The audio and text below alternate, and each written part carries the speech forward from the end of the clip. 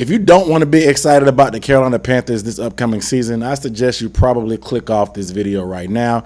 Just a trigger warning. But if you are as excited about the Panthers as me, I got a loaded video recapping day one of training camp. I was there on location, sweating out my perm for you guys. I got some clips. I got some information about it.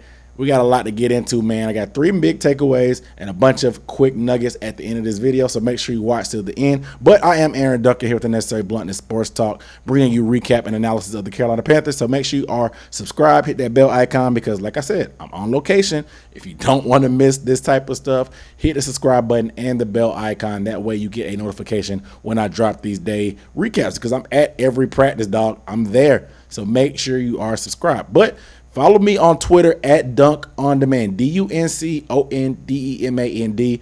I post clips as they happen during practice there. I give all my updates on what I'm seeing, tweeting it out live. I guess I'm Xing it out live, whatever Elon Musk is calling that app now. Regardless, follow me on X or on Twitter, whatever you want to do to stay up to date. But my first point of my biggest takeaway, of course, Bryce Young, the #1 overall pick that we traded up all the goods for. Dude, he's as advertised. I'm going to just let you know right now. Whatever hype you heard or thought about Bryce Young, it's all real. Like, it's legit all real. Yes, it wasn't perfect. There was some plays where he just ate it and made good decisions, just threw the ball away. But some of the stuff that he did was just crazy to see a guy. I've been going to training camp for a few years now, and it's been a minute since we had competent quarterback play like this. Obviously, the Will Kunkel question about is Bryce quarterback one was answered by Frank Reich, and yes, he's quarterback one. But if there was any question, there's no question after today's practice. This dude throws with so much anticipation, it's really crazy. He understands getting the ball out quick, understands speeding up his footwork when he needs to, slowing it down, taking something off of a pass when he has to, putting some behind it when he got to force it in there. This dude just understands what happens. There was a great out route to DJ Chark. Woo, good timing. Dog. Where DJ Chark was still about 2 or 3 yards from running out. He was still looking straight downfield. Bryce Young already threw the ball in anticipation of where DJ Chark was going to be. The ball pretty much caught DJ Chark. It hit him in the face because DJ Chark really almost didn't get his head around in time because Bryce threw the ball so early. But that wasn't the only time he hooked up with Chark. He threw it deep to Chark between 2 defenders. You've probably seen it already. If you have not, I'll post my clip from what I got from it. Look at Chark. Look at Chark. I told you, look at Chark. I told you, look at Chark. It was great. In between 2 defenders, man. You love the chemistry that you see him build up with it, man. And just on time, on target. We talked about it before in some of my film breakdowns about playing quarterback. And Bryce Young does it. But him and Thielen also had a great connection. Thielen had some great work with him in the scramble drill on one play. And Thielen worked back.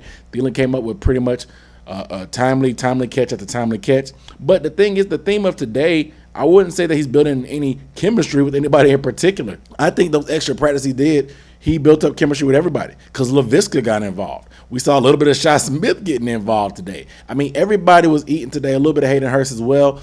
Everybody was eating today, man. Not too much from TMJ, but we'll talk about that a little bit more later. But he spreads the ball around. It seems like everybody's going to eat, and the way this offense is designed and the way Bryce deals, he's literally dealing. When you deal, everybody gets a car. When you're at a casino, everybody gets a car. That's what dealing is. And that's what Bryce Young was doing in today's practice, man. It's really beautiful, man. So you guys let me know how you feel about Bryce Young and all the stuff that you heard about. Because like I said, he's as advertised, and the stuff I posted, man, he's living up to the bill so far, so good. Just one day. We don't want to get too far out in front. But like I said, I've seen other quarterbacks. This is way away from last year when Bryce Young, Baker Mayfield in his first practice, he threw an interception to Keith Taylor, and that went viral across the internet. I posted that clip. So take it from me, a guy that's seen both sides of the coin. This is definitely an improvement, and it feels good to have a guy that just turned 22 have all this upside and excitement behind him, man. But I'm loving what I'm seeing from Bryce Young thus far. Number 2. Brian Burns actually showed up to practice today and was a full participant. Although he has not signed his contract, Brian Burns is not holding out like some other edge rushers. I think Nick Bosa probably ended up holding out from the 49ers. The edge market is in a weird spot. Keep saying Bryce. Brian Burns, according to reports from Darren Gant from the Panthers.com, there's an offer outstanding to Brian Burns. Brian Burns just hasn't signed the deal yet. Brian Burns may be waiting on some other edge rushers like Bosa to sign just in case he wants to tweak it. But regardless, Brian Burns in his press conference after practice said that we're building something special. And he didn't want to miss practice and hinder any kind of progress on that. And that's the kind of mentality you want to have from a guy that you're going to give a lot of money. I'm not even going to count the M's yet because we don't even know. But it's probably going to be somewhere around $20 million a year at least. So that's the mentality you want from a guy. And it's smart by him because you got the deal in the bag. You know what I'm saying? You think it's not really a bird in the hand, two in the bush situation.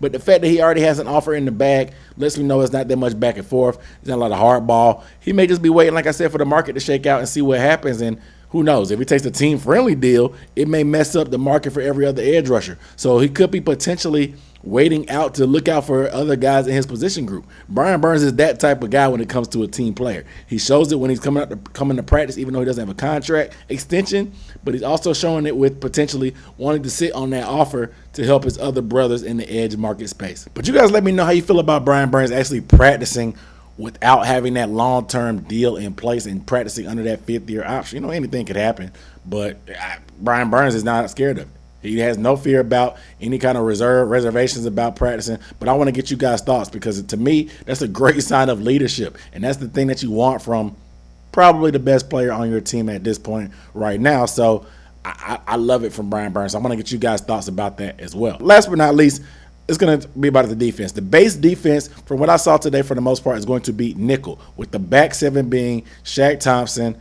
Frankie Louvu, Jeremy Chin at safety, Xavier Woods at safety, Von Bell at safety, Dante Jackson, and J.C. Horn. We've talked about this before, guys, if you've been watching my videos, but this is what it's going to look like. It gives you that speed to play the pass, but also has Chin with that size and physicality to be able to play the run. Most teams line up in 3 wide receiver sets anyway, so we have to get out of that. I keep telling y'all to get out of that mindset of we're being a 3-4. Yes, we're going to run some 3-man fronts, but we have so much versatility on defense and so many chess pieces that we're not going to ever probably line up in a straight-up 3 down linemen, 4 linebackers like you see on your favorite video game or whatever. So you got to get out of that mindset. I keep trying to tell y'all, get out of that mindset of thinking who's going to play the nose guard, who's going to play linebacker, who's going to play safety, and da-da-da-da. This is a different type of NFL now, and Ejiro Evero is a great coordinator to the point that they're going to build this defense around the personnel that we have, and I think with that back seven that I named, that is a great sign to have. And, of course, J.C. Horn and Dante Jackson practiced today with no limitations. We've heard from Frank Reich on the intro press conferences that there was no additional people on the physically unable to prepare list or the PUP list for injuries. Dante Jackson and J.C. Horn have no limitations on their own. Yes, they did individual drills full speed from what I saw, but also team, they got a little bit of lean of reps. They did practice. I didn't see JC in there much, but I did see Dante getting some action, but not a whole lot. They're going to ease these guys into that, and I think this is a smart thing. This is going to be a long month and grueling month of training camp. Preserve your horses. You know we need these guys. Go ahead and preserve them. You guys let me know how you feel about that base defense probably being nickel and the fact that our starting corners are actually full go in practice and they're just kind of easing in. I want to get you guys' thoughts how you feeling about our secondary. I know I talked about that roster evaluation video about it, but I want to get you guys' thoughts again. All right, here we go to the rapid fire observations that I made. Number one, Laviska Shenault lined up pretty much all over the place. This guy lined up in the backfield at times, not really just straight up in the I formation, but he started out in the slot, motion to the backfield. They were running the running back out of the backfield and hand the ball off to Laviska. They motioned Laviska from the slot to the backfield. He would run a route off the backfield. He ended up creating some separation for a couple guys in some place. They're getting very creative with Laviska, motioning him around and making him an all-purpose chess piece. The only thing I noticed, he needs to work on his footwork and a little bit more willingness to block, because he blew a couple blocks a couple times. He was in the kind of in the wingback formation, I guess, for lack of better words. He was supposed to block down some D ends. He messed up on pass pro, which kind of threw off the play. So it's going to be a level of physicality he's going to have to get used to of blocking linemen. But Laviska Shenault has been lining up everywhere, and we heard about them talking about using him in the Deebo Samuel-like role. For what we've seen, I saw today that That seems to be true. Number 2, Kamu Gregier-Hill, the backup linebacker. We talked about him. We signed him from the Texans. He was a free agent from the Texans. This dude had a phenomenal interception. I'll post a clip right here. Over there, and she was like, "Yeah, we're done." Sit in there, Andy. Oh, who is 5'4"? He got the 2 last names. I can't remember his name. Oh, the Something Hill Kruger. Yeah. This dude jumped a route that was so crazy from Andy Dalton, man. It was one of the best plays, probably the best best play of the day. That and the chart play probably is a toss-up, but this is just such a great break from him. Frank Reich talked about this. This is great depth to have at linebacker. I know a lot of you guys were concerned about that, and I told you guys this group was underrated, but I wasn't as familiar with Gregier-Hill's game and seeing this part of his game today. So it was a great play by him making that interception on Andy Dalton, man. I loved to see that. Next one, Matt Corral. You guys have been wondering about Matt Corral, what he's going to do. Matt Corral threw the ball with some confidence today. Did not get a ton of reps. Bryce Young got more reps pretty much than all the quarterbacks today, which makes sense. You want to get this guy ready. It's only one day, of course. But with Matt Corral out there, he looked confident. I saw him driving the ball a couple times. Defenders were in his face a few times. He had a little sidearm action as well, dumping it off to the flats. Matt Corral looked pretty smart and confident and willing to make some plays and completions out there. I didn't post many of his clips last year at training camp because I didn't want to throw too much shade on the boy. But he was struggling to read some defenses in the games. The game looked a little bit too fast for him at times, which makes sense for rookies because there's a lot of things that the game speed of the NFL level is different. But Matt Corral threw the ball with confidence today. I'm happy with what I saw from him. I'm excited to see him in that preseason. He does look healthy and definitely looks a lot bigger. Speaking of a guy that looks a lot bigger, Chuba Hubbard. He's added a lot of muscle, man. Now we've seen some of the pictures from him with his shirt rolled up and sleeves rolled up in some of the OTAs and practices. This dude has added some bulk. He looks a little bit stouter. The balance looks good. Chuba, I'm expecting him to have a good year this year, man. He looked great, like I said, body-wise.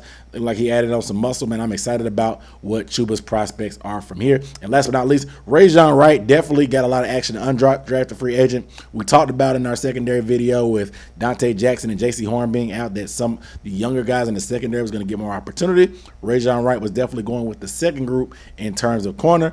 This dude jumped that on the same Kamu Gregier-Hill interception play. He jumped that route. Had Gregier-Hill not made that pick, Rajon would have made that pick as well. But also the ups and downs of a rookie DB, you got to have short memory. The same way he almost made a play there, he got beat on a double move being a little bit too aggressive by Derek Wright. It was a beautiful pump fake by Andy Dalton and a beautiful stutter and go by Derek Wright. I'll play the clip right here, but I mean, like I said, it's going to be ebbs and flows of being a rookie DB, but I like Rajon Wright getting involved early. But you guys let me know about any kind of questions you might have had out of camp. I'll see if anything happened. I'll be sure to let you guys know about it, but it is what it is. You guys comment down below. I appreciate you guys watching. Make sure you are subscribed if you have not. I'll see you next time.